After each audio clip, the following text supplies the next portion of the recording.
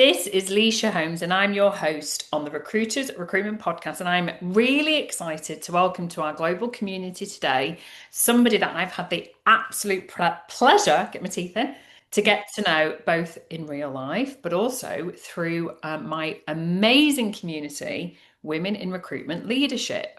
And she's going to share with us today some really amazing insights that I think will set you up, if you've clicked on this link, for hopefully a very successful 2026. So without further ado, welcome today, Marie Pegram, who is the Group Managing Partner at TC Group. Welcome to you today, Marie. How are you?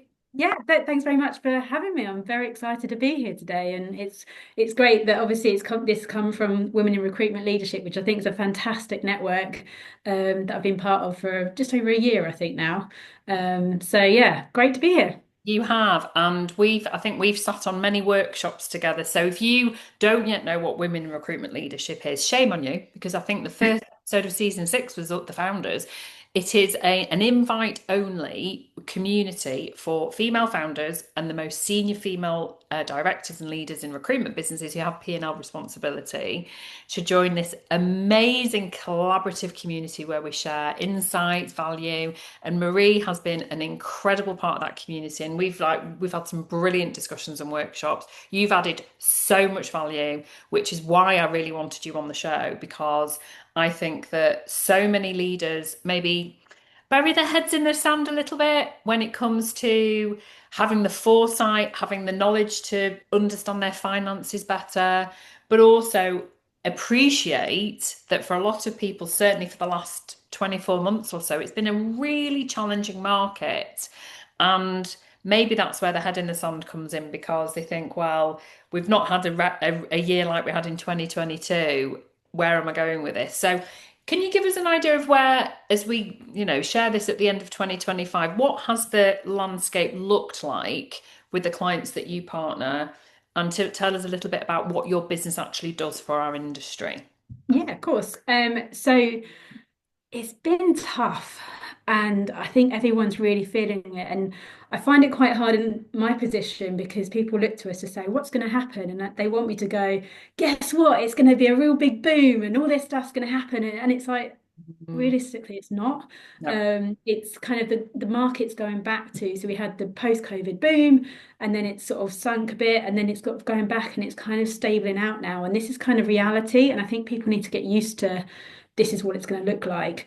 Um, but the other side of it is it's quite unpredictable a little bit. So we've done some benchmarking data this year. We've done Q1 and Q2, and Q3 is due to be done at the moment. And it's just showing how unpredictable it is. It's very volatile. Some people are having great times, some not so great times. And it's just kind of really hard to plan and make decisions at the moment. So where we come in, so as part of TC Group, we've got a specialist division called Recruitment Accountants.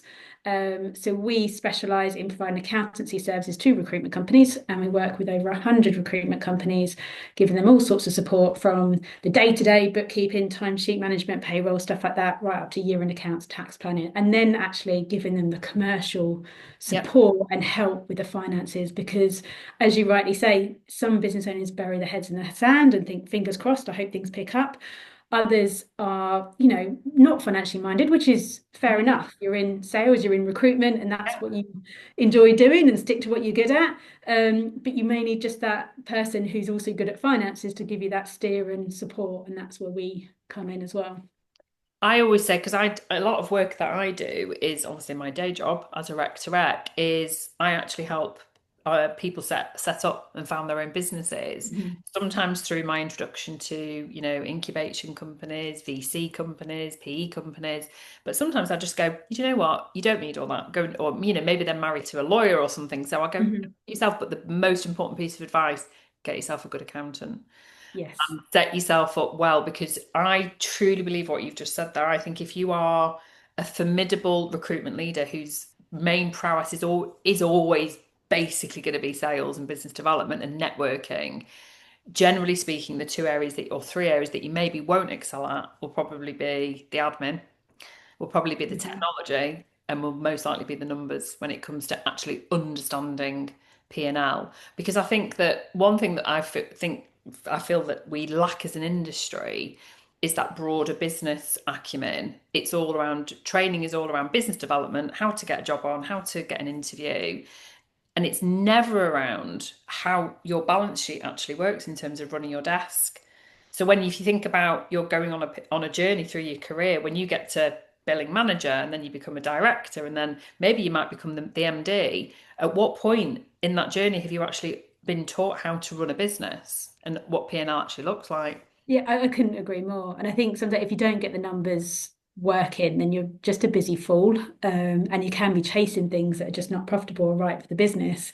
Mm. So yeah, I couldn't agree more. And I think I completely appreciate in terms of numbers don't float people's boats and things like that. I understand that, and it's stuff that so get someone else to do it.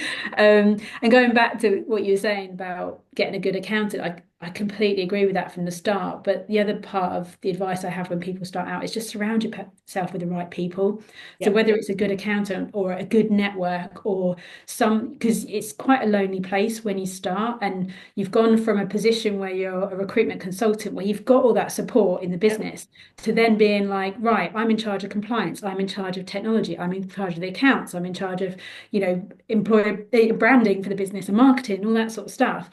And you can't be everything. So sometimes it can be quite overwhelming, or you're not sure what you're doing. So being part of networks like Women in Recruitment Leadership, for example, but there's other networks out there as well that can give you all these advice, and you can pair up with other people and yeah. sort of learn the mistakes they've made before you make them yourself.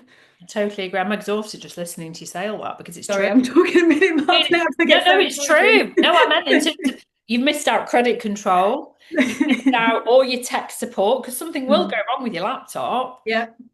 You've forgotten, I'm joking, I'm obviously being facetious with you. Telecoms, don't even get started on dealing with Vodafone and the like. You're Mm. absolutely right. I mean, joking aside, it's actually, as a sort of side note, that's partly where the brainchild came from on that very cold January day, 2024, where I was like, if I was a new founder starting out, what the hell would I do in this market? And I thought there's Mm. nothing out there specifically for female founders. It's quite a unique network and in that basis. But I agree with you 100% in that if you want to, whether it's scaling through people or scaling through profit and growth in that sense, you should focus on what you're good at and then Mhm. employ the right people. And I think the best way to do that is to have experts like you rather than, incurring a heavy cost for yourself. So you set a very realistic picture, and I use that word, that volatile world that's, it's totally unpredictable. How many times do you get asked what's going to happen next? Because I get asked that all the time, like, what's your prediction, Leisha? And I'm like, I don't frigging know. Yes.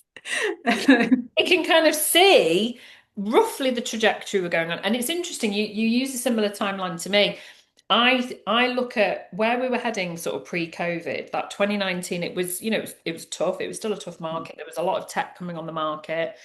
We were all enabled by LinkedIn, for example, as recruiters, but everything seemed quite fluid. And then COVID obviously just created this vacuum. That's how I see it now. And then we were all expecting this, we all paused for 3 months, some affected worse than others. And then most people just went like from 0 to 100 miles an hour for 2 years, making all this money, possibly dropping a lot of balls when it came to quality, Mhm. process, legal, Yeah. just really not following the process properly. I'm not saying my business, by the way. And then, of course, we had the tech bubble bursting, and then we've had all the geopolitics, the economics, the government making the changes, the legislation, all the other things where you all out of our control.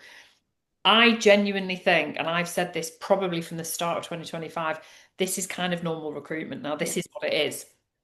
Yeah, I completely agree. And I think what's happened now is some of the businesses have gone on journeys where they've actually, the 2 years after or the year after COVID, anyone could recruit. Mm, So, because it's such an easy market. And what ended up happening was people were growing their teams with people that like, well, everyone's successful and growing. yeah. And now when it's been tough, it's actually weeded out the ones that actually don't have the right skills or haven't had the right training. And then we've noticed with some of our clients and people we work with, they're having to deal with this underperformance stuff and actually make some tough decisions Yep. and address it.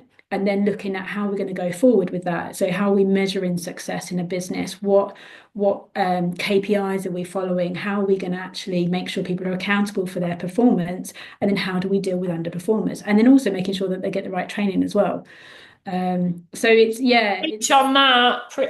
There's a theme for this season so far, which is we've forgotten how to train and develop people. mm, We seem to not be prioritizing it. You're not even a training company, and you're talking about it as well. It's bizarre. I've got a really obscure question, which people are going to think I'm changing the subject, but I'm really not because it does sort of play into. We're going to talk about benchmarking. What often shocks me is how little runway business owners give themselves when it comes to mhm. running a business and making really harsh decisions. And this is a real finger in the sky, and I realize that, and I appreciate it's probably a cruel question, but I need to ask it. What sort of runway is healthy for a recruitment business to have in terms of if we don't bill another penny now for so many months, what would a healthy runway look like? I'd say 4 to 6 months. Okay. Yeah, I Um, always said 6 months. I think 6 months. yeah, I think Not some will to do it. depends if it depends if you're a temp or a perm business, Okay. because when you're a perm, it's like your income's so up and down that it's really hard to predict. So I would say more 6 months and maybe longer. Yeah. Whereas when it's a temp business, you can feel fairly comfortable that you've got some contracts in place and you know your income that's coming through, so you can be a bit more comfortable as to what your cash flow is. But yeah, I think it's the same as when you're looking to recruit someone as well, is looking at how much you need to invest in that person, because they're not going to bill straight away. So what do you need to have in the bank before you make that decision? And then making sure you've got the right probation type process in Yeah. place and the training. Onboarding. Yeah. They're not just sat there building a desk for you. Yeah. I'm so glad I asked that question because I've always, when anyone's asked me that question, or I guess, rhetorically asked the question in a client meeting, I've always thought minimum 6 months. And Mhm. if you're not, haven't got the runway to do 6 months, then please don't hire this person. Yeah, Anyone yeah. for that matter, because it means that you're possibly running on empty. And I just think I can't even imagine because I'm a real empath and I'm sat there with this business owner going, oh my God, I can't imagine the stress of not having that much runway. For the people you Mhm. currently have, you have a moral and legal responsibility to your actual employees right now without you thinking about scaling and growing and we'll get this golden goose in that's going to bring us all this money. But Mhm. always think if someone's coming into a revenue generating role, which most recruitment people are, regardless of level, if you're a fee earner, you need to be given at least 3 to 6 months to be given that time to get Oh, money. 100%. So if Yeah, your definitely. runway's less than 3 months, Mm. you're fucked basically. There's no room for error. Yeah, yeah, and also it's like if they don't work out, then where's the business at the end of that 6 months? So can't always assume that it's all going to work out well. Okay. I'm glad I've asked an expert that question because it's not, I'm not got imposter syndrome, but I'm not a finance person. I like to think that I'm an observer. I run a business myself, 20 years old. Mm. And I've always been a huge Well, believer. yeah, I actually always have at least 12 months runway. But that's just because I'm scared to take the money out of the business because I have been through really frugal times. I came through we talked off camera about your early recruitment career, sort of pre-recession. When you run a business in that, which I was 4 years old when that happened, I started in 2009. Yes, so 2009. I mean, I was having to sell furniture in my house. I mean, there was no yeah, income and you had no furlough and you had no bounce back loan. There was literally no support. So when you've gone through that as a business owner and you've literally gone, shit, I've got 3 months money left and then I'm going to have to go and get a job, you never forget that feeling, I don't think. yeah. I think it does. It feels quite scary when you put it like that. I think so. When I was started out my career in recruitment. I say career in recruitment, it wasn't a career at all, really. I was a terrible recruiter and I realized that was my thing. But our biggest client was Northern Rock. Oh my God. So I was recruiting mortgage advisors for Northern Rock. I had no training. I was basically going, here you go, build your desk and work out how to recruit. And it wasn't a very well run business, if I'm honest. And then yeah, Northern Rock disappeared, and I just went, oh, now So what is do we that the do? one and this for anyone that wasn't even maybe alive in Oh, 2008, don't. which is possible. I mean, we do have, younger listeners. Northern Rock, is that the one where people queue to take the money out? Yes. Oh, it Yeah, was, yeah. wasn't So it? it's all over the news, and then I'm talking to people who are like, "Right, do you want to be a mortgage advisor?" Like, "I've got this great opportunity, blah blah," and they're like, "No, no, No. why would I go there?" I was like, "Well, yeah, I guess, Wow. yeah, Go totally. and, go I and wouldn't Google either." Northern Rock, guys. Go and Google it, and you'll see the queues of people that were literally taking their cash out and sticking it under their mattress when this Yeah. happened. It was just unlike anything else. Anyway, moving on from that. So I love the fact that you found your true flow in life because if that'd be like me starting life as an accountant. Yeah, most people I think go the opposite way That's around, the but some, way. yeah. No, definitely. So you talk about benchmarking. So what does that entail? Like, what are you actually benchmarking? So we've got, as I mentioned, we have over 100 recruitment companies. So we Yeah, have access to all their financial information. So we've pulled all that data yeah. and we've put together some key metrics and where our client base is at, so one of the metrics that we recommend a business looks at is taking your net fee income, so your turnover less your contractor costs, Yep. and spending 60% of that on your staff costs, Okay. 20% of that on your overheads, and 20% is profit. Okay. Keeping it very simple.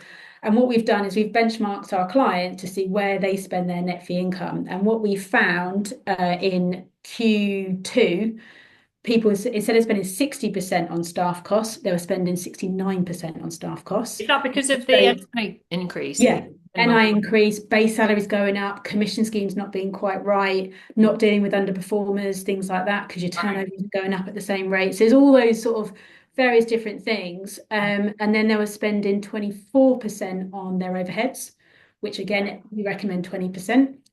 So again, it shows that overheads, cost of living, all Wow. that sort of stuff is going up. LinkedIn, we won't even cover that, but Let's not just drop that there. yeah, I'll leave that grenade just there. And then only 7% profit, instead of Wow.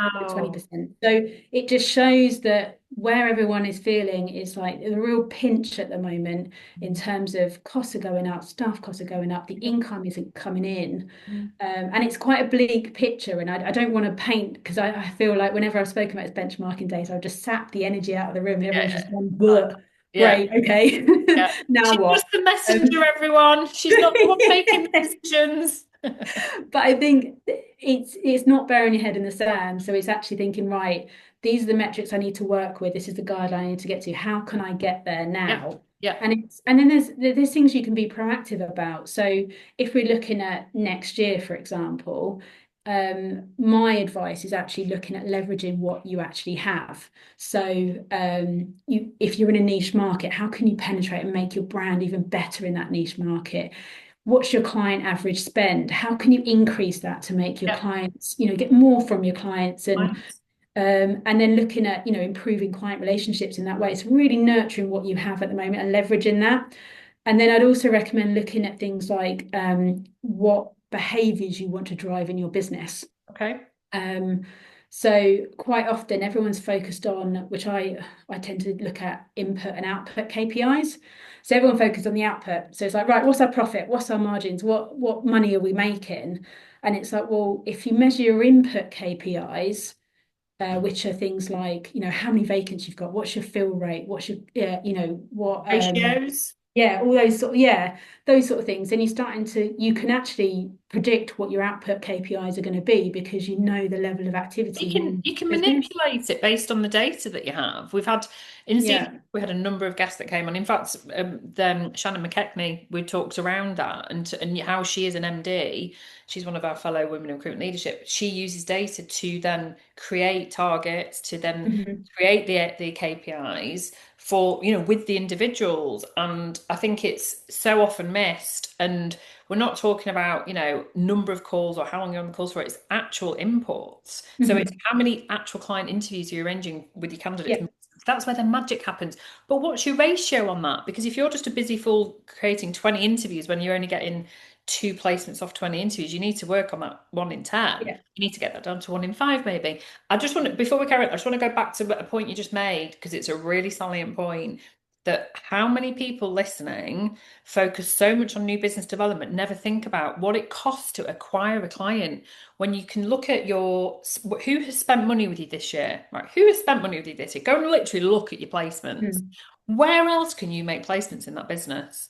You've already got a relationship. They've already paid you fees. They've already got signed terms with you. You've Yeah. already got testimony. Why are you going to go and try and win 10 more clients like them when you can go, let me take you for lunch. Let's work together and see what else we can do to add to your business. Where can we give you insights? What other products can we sell? I just think we've missed a trick and we've kind of forgotten how to do client service. Yeah, I completely agree. And I think it's tracking that year on year client spend as well. So it's like, is it going up? Is it going down? If it's Yeah. going down, why is it going down? Why are they not using you? Are they going to other agencies? And if that's the case, why? So yeah, I think that's a great shout. And I completely agree. I think winning new business, it costs so much more to go out there and just look after your own at the moment. So in terms of, so I don't think it was bleak. I think what you've said there is what most people are probably too scared to understand, that it is going to cost more to run a business in the UK, largely through changes that were out of our control. But the bits that we can control are where we spend our money, because we might bury our heads when it comes to, oh, we'll just forget that we're making less profit because we're having to pay more on rent, probably having to pay more on utilities, probably having to, well, we're definitely paying more on salaries and NI, etc. But oh my God, there's a new shiny rack toy. I mean, I've been saying this all season. We almost seem to want the magpie stuff, but we forget that there are elements that we can control. And something that I don't think people talk about enough is that why are we bottoming out on fees? Why are we not looking at the clients that we've got that good relationship with and say, right, well, we've done this work with you. Our fees actually are going to go up because Yeah. we provide this much value. Like, why are people not valuing their service so much to say, we know that the competitors are working at 18% or 20%, but the reason our fees are going up is because look at what we've done for you. Oh yeah, definitely. Yeah, it's. I think it's this classic equation, though, isn't it? It's like higher fees equals greater value. So, you get what you pay for. And I think you should be very comfortable if you're delivering a really good service, is to charge that premium price, Yeah. and be, proud of that. I always use an analogy. I like food as an analogy. Like, you used to go out for a meal 10 years ago and you would get change out of a 50 quid note, if we even had a 50 quid note, but you know what I mean? For, two people with a bottle of wine, three-course meal. Now it would be that per person, right? Yep. And it's obviously inflation. I understand all the intricacies of that. But the point is, we've not really questioned that. We see it as a treat, it's a premium thing to do. You're not going to hire somebody absolutely every single day, but you want someone who has delivered. You know it's going to be a result because they've got that relationship with you. And so therefore it's almost like a reverse psychology. I think you expect to pay more for a good service, Mhm. but that then comes down to how, recruitment leaders listening and recruiters doing the day job actually see their service, that you're not transactional, you're creating a service. You're not just providing a CV. This is, I've got market intel, I've got a network that you Yeah. have no access to without appreciating the value that I bring to you.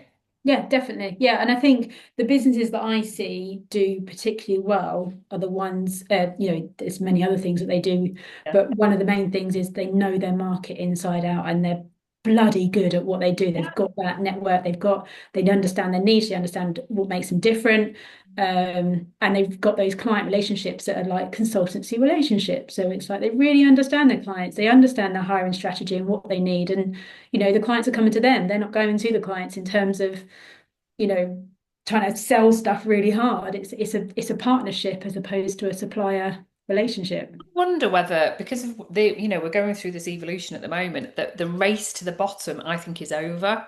Because I Hmm. think any company that has that strategy, of which there are lots, and there have been lots historically over the period of time that I've been in recruitment, which is 27 years in December, I think the race to the bottom era is gone because Hmm. it's just not seen as a valuable service anymore. And I think you cannot possibly deliver on that. I think those companies those recruitment companies that have done that historically, surely the ones that are probably with their heads in the sand going, we're just not making any profit anymore.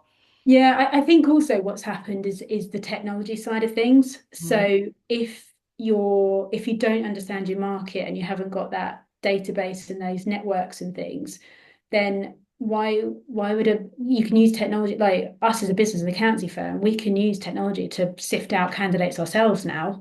So what do we need a recruiter for? And it's like, well, I need someone who's got good connections and can understand what we need and go and find it for us.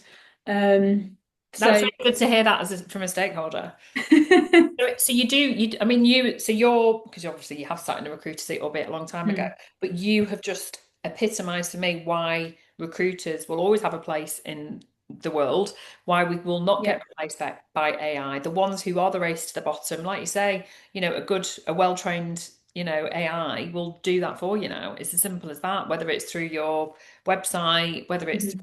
a TA that you have employed yourself as a business to do that for you. But if you've got a respected, trusted recruitment partner that says, we've got a finance partner who's, worked for an accountancy firm X, Y, and Z, Mhm. this is why they're relocating, or maybe they're moving jobs because of this, and this.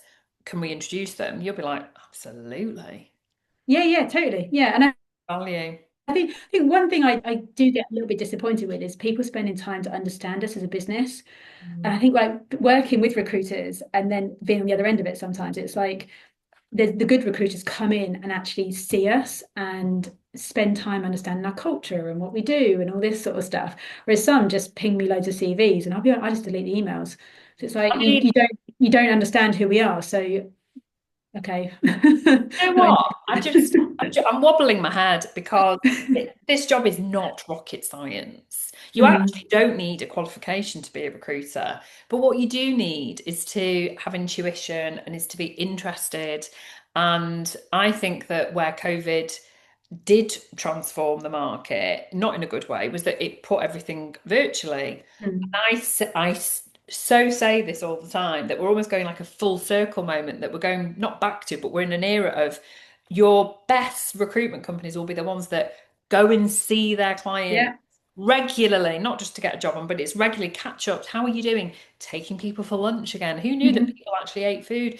It's like it's the little intricacies, but it really shocks me when I hear this feedback. But hearing it from you as an end user client, why wouldn't you? And what is your excuse for not doing that? Yeah, I completely agree. I can't remember last time a recruiter offered to come and see us. Um, Um, it is quite shocking. I've actually got a call on Friday. I hope they don't listen to this, but I've got a MS Teams call with a recruiter on Friday about a position, and it's an MS Teams call, and it's like, well, how are you going to get a feel for our business? It's It's you need to not. understand It's our not. DNA. Honestly, I would encourage anyone, and this is particularly a shout out to. We do have a real cohort of those who are just starting out in recruitment, and you're listening to this because you want to learn, you want to develop. You know that it's a brilliant cohort of people that come on as guests. I would encourage you to go and speak to your direct line manager or business owner if you're working for an owner managed business and play them this, send them a link to this, specifically timeline this bit of the conversation, that your superpower will be you sitting in front of your end user client. Because I tell you something, I've been doing this job a really long time, and whenever I do a day, we do a full day in Manchester once a week, and we'll go and see 4 or 5 clients. It's exhausting, but a bit like today, podcast day, it's Mm. brilliant. We always get a match when we're sat in that client that we maybe wouldn't have got if it had just been a catch up. Yeah. Talking every client we've met at some point, where you sit there and you like tell me your plans. Things change all Oh the yeah.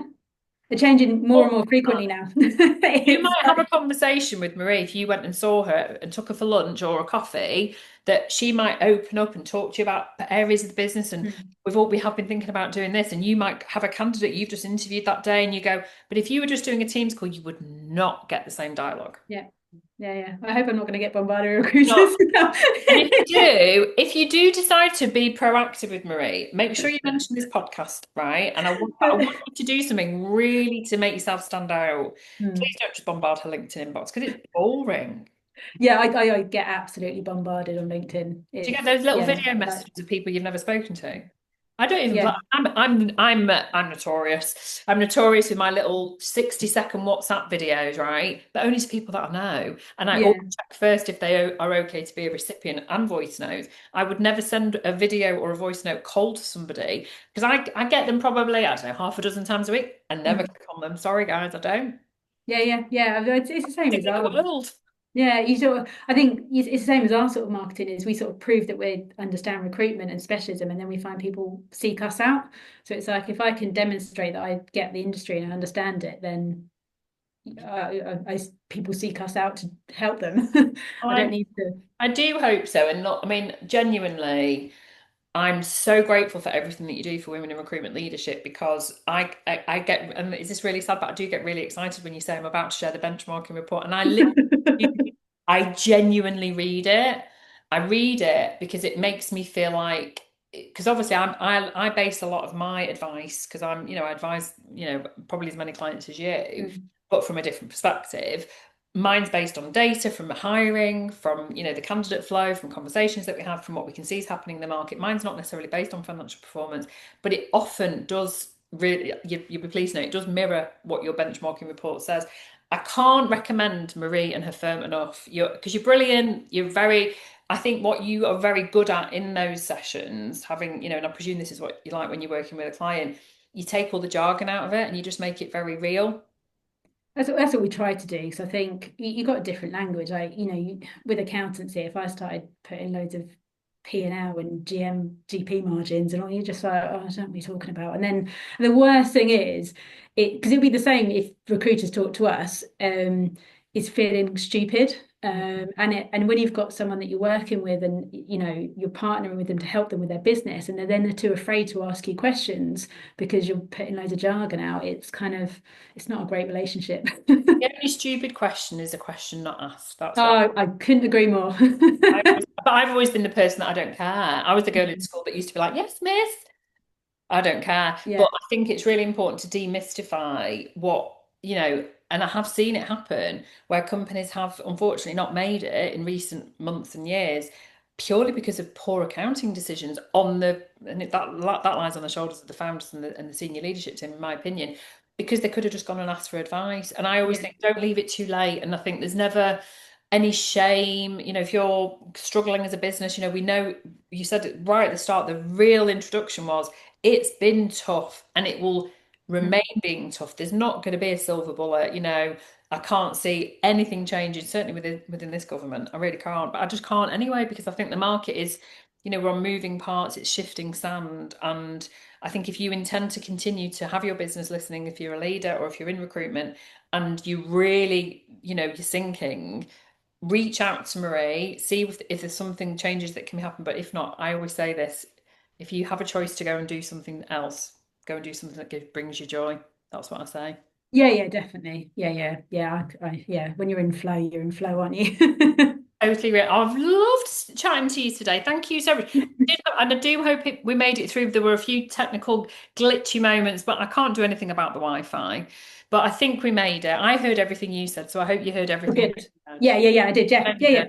You see, I'm a technical genius. I just went, can you shut all your other windows down, Marie? And she did. So if in doubt, just shut all your windows down. Thank you so much for joining me. I know that when this goes out, we'll have already had our October meeting, but thank you for everything you do for women in recruitment leadership. That's okay. More than Remember, happy. if you drop Marie a message, you must remember to mention the Recruiters Recruitment Podcast. Thank you so much.